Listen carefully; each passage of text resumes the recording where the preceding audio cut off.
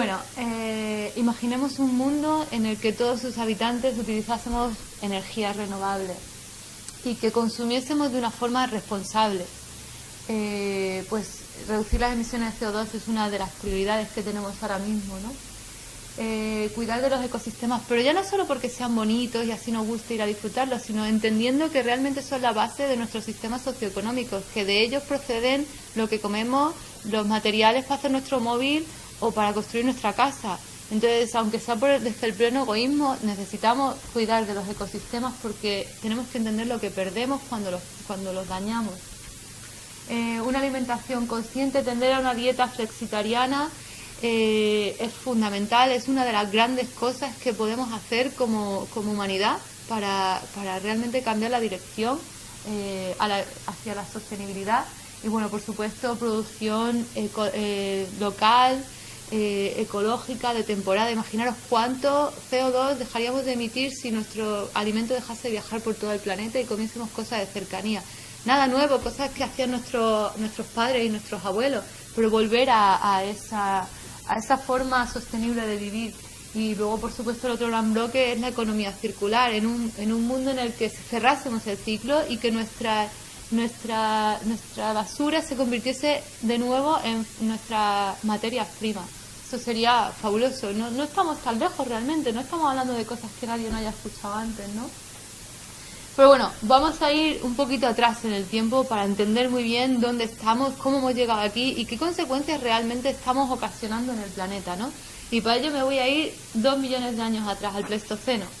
Esta era la época en la que se alternaban estas glaciaciones y periodos interglaciales. Esto se conoce, los científicos lo conocemos a través del estudio de cores de hielo profundo. Entonces se sabe que a lo largo de la historia la temperatura de la Tierra ha ido oscilando de una manera muy similar a la cantidad de CO2 presente en la atmósfera. Esto tiene que ver con el efecto invernadero y el efecto albedo, cuánto CO2 hay en la atmósfera que está capturando la radiación y el planeta se calienta, o cuando aumenta la cobertura de hielo, en el caso de las glaciaciones, se devuelve mucha más radiación a la atmósfera y entonces el planeta se enfría.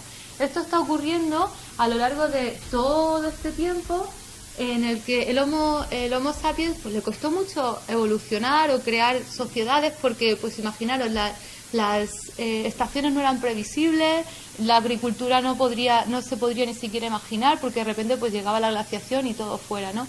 Pero poco a poco se fue estabilizando el clima gracias a la formación de los dos casquetes polares con hielo permanente, los ríos caudalosos, los bosques frondosos, y entramos en una época llamada el Holoceno, en el que veis la temperatura hace 11.000, casi 12.000 años, en el que la temperatura se estabilizó.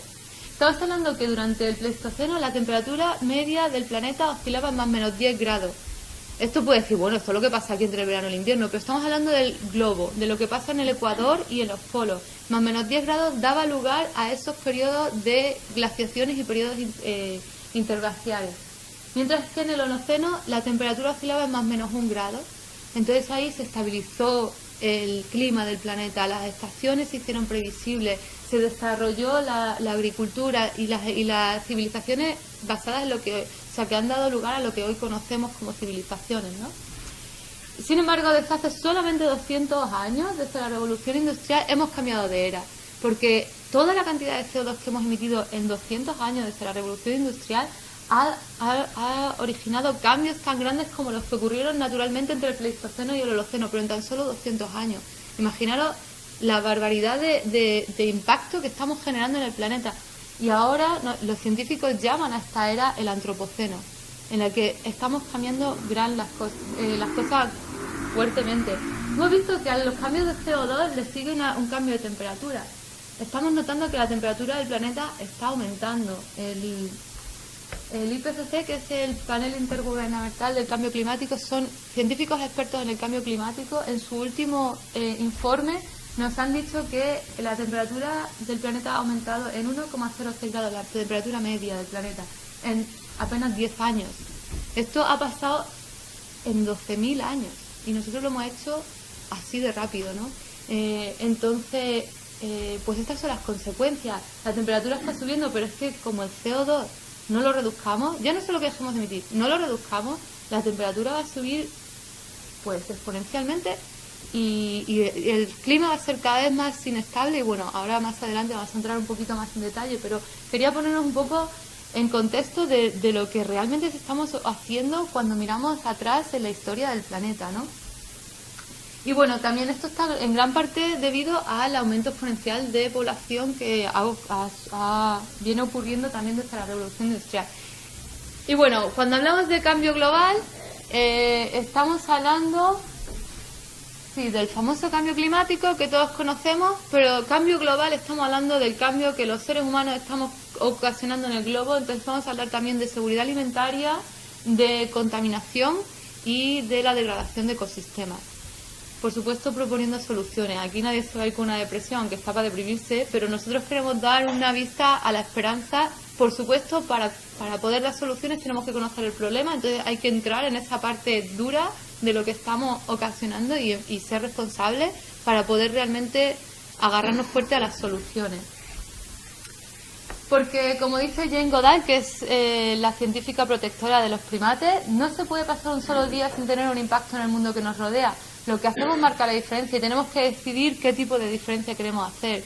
Si vamos hacia el consumismo o hacia la sostenibilidad. En cada decisión, en cada paso, estamos poniendo peso en una de esas partes de la balanza. Y tenemos que ser muy conscientes. Así que le paso la palabra a Vito para que nos siga contando. Bueno, pues vamos con los problemas y las soluciones. ¿Qué pasa con esto que nos ha contado Macarena, ¿no? Que se está desestabilizando completamente el planeta. Pues tenemos que evitar este colapso y eso está en el poder de nuestras manos, en nosotros mismos. También los gobiernos, pero nosotros mismos también tenemos mucho que hacer, ¿no? Ya habéis visto la gráfica. ¿Qué es lo que ocurre cuando se desequilibra la temperatura y el CO2? Pues los polos se están derritiendo. Y lo que ocurre es que los polos, esa capa de hielo, lo que hace es reflejar la radiación solar. Refleja el 90% de la radiación solar. Y nos estamos quedando sin cobertura de hielo, nos estamos quedando también con poco espesor y cada vez cuesta más enfriar nuestro planeta. Cada vez es más difícil llegar a ese nivel. ¿Qué va a ocurrir? Pues que cuando se derrita, el polo norte va a subir 7 metros. Pero es que se creía que la Antártida era un sistema resiliente, no lo es. Y cuando se derrita, la parte este subirá 5 metros el nivel del mar, pero la parte oeste serán 50 metros. 50 metros. Es una catástrofe. ¿Qué va a ocurrir?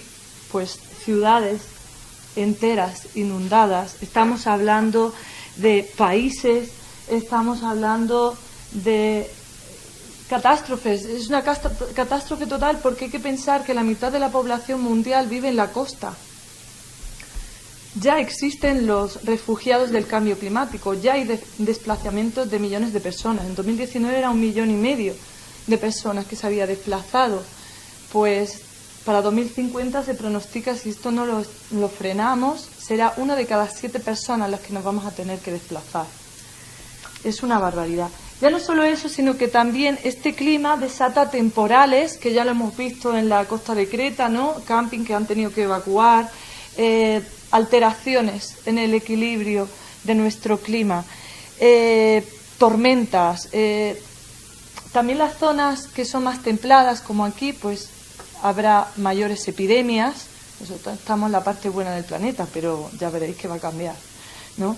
También más precipitaciones bruscas, inundaciones, pero también sequías prolongadas. Nosotros aquí estamos en un periodo de sequía. También se pronostica que cuando se acabe el verano van a llegar lluvias torrenciales debido a la fuerte evaporación, ¿no? Es una cuestión de física, vamos, no es nada nuevo. Entonces esto es lo que va a ocurrir. Pero ¿qué podemos hacer? No nos vamos a acostar esta noche y creer que mañana esto se va a solucionar, ¿no? Es muy difícil vivir sin combustibles fósiles, pero sí lo que podemos hacer es una disminución gradual, paulatina, si nos unimos todos, y reducir la mitad para 2030, que nos quedan pues como 8 años, ¿no? Y nos queda la otra mitad si medio lo conseguimos hasta 2040 y lo que queda, que va a ser lo más difícil para 2050 para estar en emisiones cero.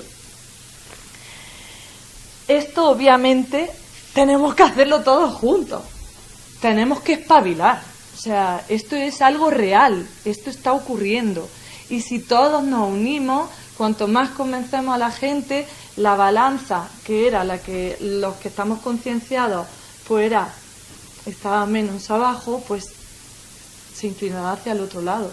Si nosotros no lo tomamos en serio, los gobiernos se lo tomarán en serio. ¿Y qué podemos hacer ya, así, para reducir nuestras emisiones? Bueno, vamos a evitar el mal gasto, eso es lo primero. Bueno, aquí tenemos aire acondicionado y realmente es que hace falta, porque ahí fuera nos morimos, pero hay momentos en los que no necesitamos tanto refrigerar nuestras casas o calentarlas, podemos utilizar otras cosas. Vamos a pensar realmente qué es lo que estamos haciendo, ¿no? Un poquito de conciencia. He cambiado las bombillas, estoy apagando las luces cuando no las necesito, estoy haciendo de verdad eso que llevamos tantos años diciéndolo, pero que ahora realmente es inminente y hay que hacerlo, ¿no? Esto es necesario. ¿Qué podemos hacer también? Yo lo mejor que he hecho el año pasado fue poner placas solares en mi casa. Tengo una casa, ¿verdad? A mí lo tengo fácil, puesto una casa. Tengo una casa, puedo poner placas solares, pero ¿cuántos de nosotros podríamos hacerlo, no?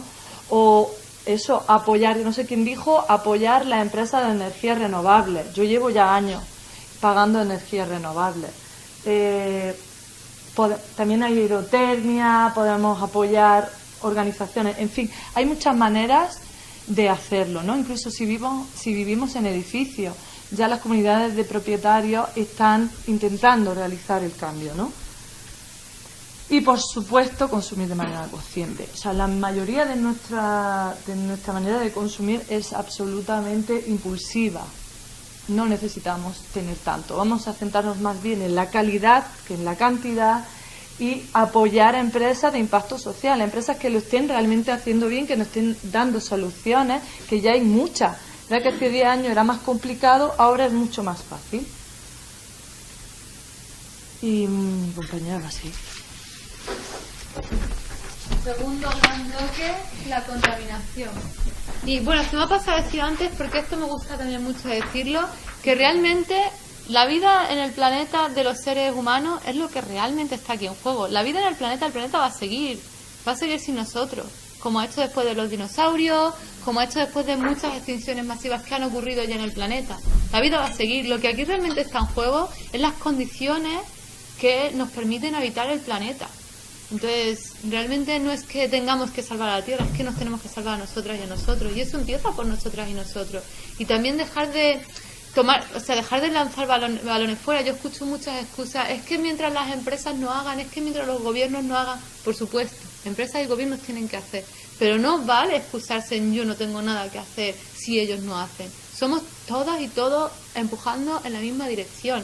Porque, a ver, ¿qué pensáis? ¿Que McDonald's ha sacado una hamburguesa vegana porque de repente se han concienciado con alguna cosa o porque los consumidores la han demandado? Entonces, ahí es donde está nuestro poder. Reconocer ese poder que se nos olvida o que regalamos o que nos han condicionado a no verlo, ¿no? Y empoderarnos realmente en saber que las soluciones las tenemos cada una y cada uno de nosotros. Eso es algo también que me parece muy importante como enfoque de esta charla, ¿no?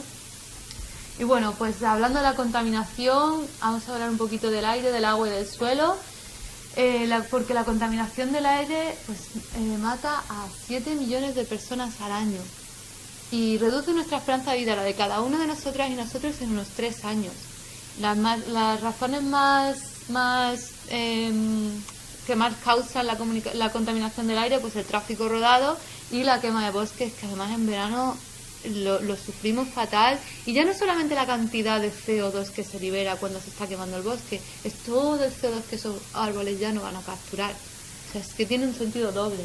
En cuanto a la contaminación del agua, bueno, el aumento de la población, la agricultura y la industria y el cambio climático hacen que pues cada vez haya más demanda de agua. Como decía Vito, nosotros vivimos en la parte afortunada del planeta y no la sentimos tanto, ¿no? Sí, sequías, restricciones, pero es que la falta de agua potable afecta a 1 de cada 3 habitantes en el planeta. Y en el 2019 1.230.000 personas murieron por falta de acceso al agua potable. Y bueno, la contaminación del suelo, principalmente los plásticos y bueno, pues los vertidos de materia orgánica y nutrientes procedentes de la agricultura, de la ganadería y el abuso de pesticidas. Entonces, ¿qué podemos hacer, no? Esta es la parte que a nosotros realmente nos gusta. Todo lo hemos escuchado, evitar el coche. A mí me gustaría que en vez de escuchar las soluciones otra vez, realmente hagamos un pequeño examen de conciencia y no hace falta contárselo a nadie. Así tú misma piensa, del 1 al 10, ¿cuánto estoy haciendo esto? ¿No? ¿Cuántas veces realmente digo, pues voy a ir caminando en vez del coche? O vamos a juntarnos unos cuantos. Lo hacemos, ¿no? Pero lo hacemos todo lo que deberíamos. Ir en bicicleta, eso es fabuloso, las bicis eléctricas. Si nos vamos a comprar un coche, los coches híbridos, los coches con energías alternativas están muy de moda y bueno, pues hay subvenciones por parte del gobierno también para comprarlos y pensar que es una inversión, porque al precio que está la gasolina, pues el no tener que echar gasolina es una inversión en el largo plazo, aparte de estar contribuyendo a salvarnos, ¿no? Y bueno, pues apoyar, si tenemos un terreno y podemos plantar un árbol, plantemos mucho, pero no todos tenemos esa suerte. Entonces también podemos apoyar proyectos de reforestación, o a mí me gustaría que todos hoy nos descargásemos Ecosia, que es un buscador como el Google, con la diferencia de que sí que mantiene más la privacidad y el 80% de sus ganancias las destina a plantar árboles. Son cositas así que realmente suman. Cuidar y apreciar el agua. Pues también lo que venimos hablando, pero nosotros vamos más allá, ya no solamente cerrar el grifo y demás. Por ejemplo, cuando estamos limpiando nuestras verduras, pues no cuesta nada poner un cuenquito debajo y luego ese agua la podemos usar para regar. O cuando estamos en la ducha esperando a que salga el agua caliente, podemos recoger ese agua fría y utilizarla para fregar el suelo. Nosotros ya lo hacemos, de hecho tenemos ahí un poco un stand con algunas ideas, ¿no? de cositas que nosotras estamos poniendo si en la merienda lo podemos ver y hablar más de ello. Pues que son cosas que a lo mejor no se nos ha ocurrido, pero pum, de repente marca la diferencia, ¿no? Y luego, bueno, tender hacia la permacultura. No sé si habéis oído hablar de la permacultura, pero es un sistema de agrícola que se basa en imitar la naturaleza. ¿Alguna vez habéis visto un bosque de una sola especie? Eso no existe en la naturaleza. Igual que los monocultivos no tienen sentido. Las plantas están para ayudarse entre ellas y hacen lo que se llama simbiosis, y de esta manera no tendríamos que utilizar tantísimos pesticidas ni tendríamos que utilizar tantísimos fertilizantes. Bueno, más si hablamos del compost, porque tiramos toda nuestra basura generando un problema de gestión de basura y luego no tenemos comida con la que alimentar a la tierra, cuando todas y todos podríamos compostar, aunque vivamos en un piso. Es más fácil pensar si vive en el campo, pero es que en esta página web podéis encontrar cómo hacer compost en vuestra casa y luego tener para vuestras plantas o para un pequeño huerto. A lo mejor no te vas a alimentar entera con un huerto en maceta, pero todo lo que reduzcas, todo lo que ya, todo cuenta, todo cuenta. Entonces, pues eso es importante. Yo cuando descubrí esto me impactó muchísimo. La industria textil y de la Confederación utilizó, bueno, por ejemplo, en el 2015, 79 millones de metros cúbicos de agua. Yo eso es un número que me dices ese otro y me quedo igual. Pero si ya me dices que son 2.700 litros de agua para fabricar una sola camiseta y que ese es el agua suficiente, el agua potable para que una persona pueda beber durante 2 años y medio, se nos plantea la idea de comprarnos camisetas así a la larga, a la ligera, y luego no volverlas a usar, ¿no? Hay que ser consciente del impacto que tiene lo que estamos haciendo. Esos mercados baratillos, bueno, pues da un poco de decir, wow, qué desconectados estamos realmente de la realidad, ¿no? La industria textil es responsable del 20% de la contaminación del agua potable. Y a nivel mundial solamente menos del 1% de la ropa se recicla como prenda de vestir. Esto es gravísimo. Deberíamos estar reciclando nuestra ropa. Bueno, ¿qué proponemos también como soluciones? Empresas de impacto social, como por ejemplo Actambi, es una empresa española que fabrica ropa de deporte. Y pues eso, una empresa de impacto social, como decía Vito, es una empresa que se preocupa de tener las menos emisiones posibles, de buscar fuentes renovables, de hacer las cosas con coherencia, ¿no? Ese es un ejemplo. Hay muchas más. Pues que planteemos este tipo de utilizar, o sea, comprar en este tipo de tiendas o en tiendas de segunda mano. Esto en Europa los guiris lo llevan súper al día y es genial, es verdad. Y aquí es como, es de pobres o algo así, ¿no? Pero pues es algo que yo querría ver, muchas tiendas de segunda mano por todos los lados. Y bueno, pues el arreglo, lo que siempre se ha hecho, arreglar la ropa en vez de, ay, esto se ha roto, lo tiro. No, pues entendemos arreglarlo, intentar prolongar su vida, y si ya pues no te no te vale más, pues la dona o lo puedes reciclar en el punto limpio. Nunca tiremos una camiseta más a la basura porque contamina muchísimo, no tiene sentido.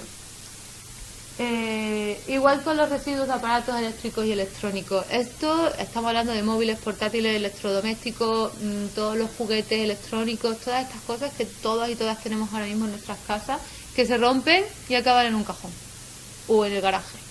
Y eso contamina también muchísimo. Pensad que en el 2021 se generaron 57,4 millones de toneladas de estos residuos en el mundo, y esto aumenta cada año con una tasa del 8%. Nuestros móviles son una mina de materias primas, y cuando se rompe lo ponemos en el cajón y tenemos que seguir extrayendo oro, cobre de la minería, cuando si todos reciclásemos estos móviles, pues ahí seguiríamos pues potenciando esta economía circular. Y bueno, pues con eso, con todo, hay que llevarlos a los puntos limpios. Muy importante, todo, no los acumulemos en casa, ni nos viene bien, ni le viene bien a nadie. Bueno, eso ya no se me ocurre en este público. Luego también que sepáis que las tiendas de electrodomésticos, de electrónicos en España, pues tienen la obligación de recibir tus electrodomésticos o tus electrónicos viejos cuando vas a comprar uno nuevo, y gestionarlo de manera sostenible. Y luego, pues como empresas de impacto social, pues aquí hablamos de Beko. Ellos construyen electrodomésticos, de casi todos los materiales son reciclados. O por ejemplo, para el móvil, Fairphone, que te asegura que no hay niños implicados en la minería para conseguir los materiales para hacer los teléfonos.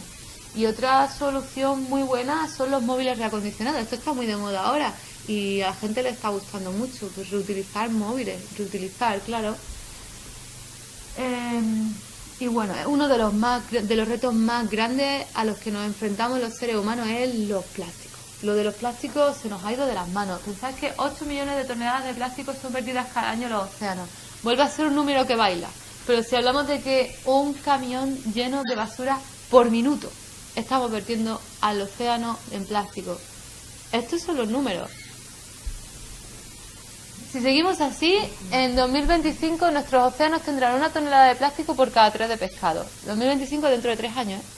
Y en el 2050 habrá más plástico que pescado en el mar. Soluciones. La parte que más me gusta, ¿no? Todos conocemos la regla de las 3 R. A mí la que más me gusta es la de reduce, porque el mejor residuo es el que no se genera.